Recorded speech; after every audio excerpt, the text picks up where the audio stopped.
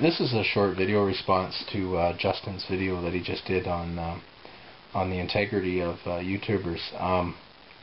For the most part, I can agree with Justin that I think staying on track with what your purpose was in the beginning is important. In this case, what I see sometimes happens is quality quite often, as it starts to produce quantity, the focus tends to shift away from the quality to quantity. We all tend to be that way. And when that happens, when you start looking at quantity, well then you start having to please a whole different wide variety of people to keep those numbers coming, and that's when you start compromising quality, and quite often you will compromise your original intention. Now, this doesn't necessarily in itself mean that it's bad to do that. It depends on where you're going with it and whether you're staying true or not.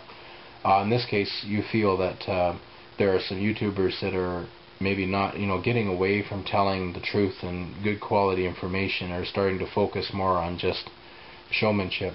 If that's true, and that could be a possibility. I think that when we try to produce videos as we have, I have a smaller channel. We're growing. We're fairly new at this, but sometimes recent events, people take advantage of these things, and that's how you get more attention too. Without really trying, we were asked to make a video on the recent swine flu pandemic, and so we thought, well, what can we offer? I mean, there's no sense in me just saying the news that's already there. We can offer something that we feel may not be there, but we thought what we can offer in our channel is some background information on how to deal with the pandemic, no matter what it may be, And but without really trying, I went from 100 to 160 subscribers in like 3 days. And it's true that there's that temptation, wow, like that those numbers are coming in, and people are interested, and it's becoming more of a success type of thing. And the other thing I will say too, though, is that YouTube is making opportunities, new careers, possibly.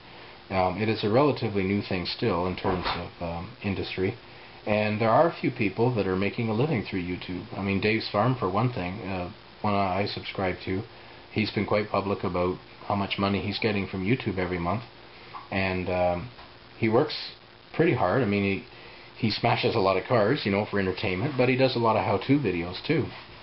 Now, the point about using YouTube for free, like, indeed it's true, it doesn't cost anybody to have a YouTube account and that, but I think in fairness it should be noted that in some cases some people go through great lengths and spend a lot of time doing research and putting together these videos. Even for ourselves, I know, like, my wife and I have spent a few nights up, editing some of her homestead series. I mean, we enjoy doing it, but some of these people, like, I'm sure even yourself, you've spent many hours, when you used to do your news. We used to love watching your weekly program with your basket of goods and that, and there is dedication and time involved. Now, as far as the money goes, though, like I said, it is creating careers. I think there's got to be a fine line between sponging and honest living, and I think they can both be found in doing something with YouTube.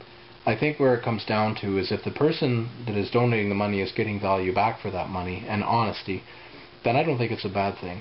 I think where if you have someone, screaming, crying the blues, and then you're sucking bleeding hearts away, and then taking that money and diverting it away from a purpose that, its intended purpose or what have you, then I would say that that's true. That's scamming borderline.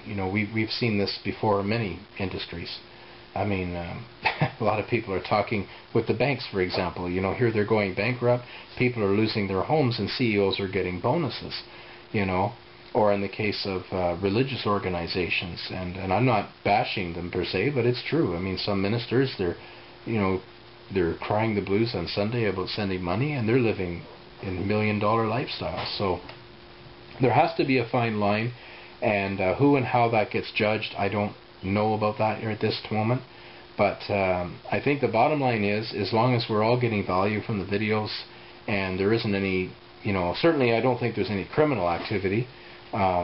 But as far as these 3 that are going down to Mexico, I don't think anybody should really deny the fact that I think we're all kind of sitting waiting, to see what's really going on. And I think we're all, pretty well going to be confident that what we're going to see from these people is going to be more truth and more right on the front line than we can trust what we're going to see on the mainstream media that's subject to government bureaucracy and donations from the sponsors. I mean, we've seen lots of this in the past. That's the beautiful thing about YouTube.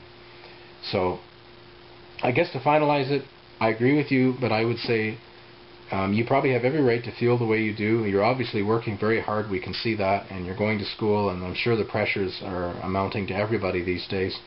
But on the same hand, I think it isn't unfair to say that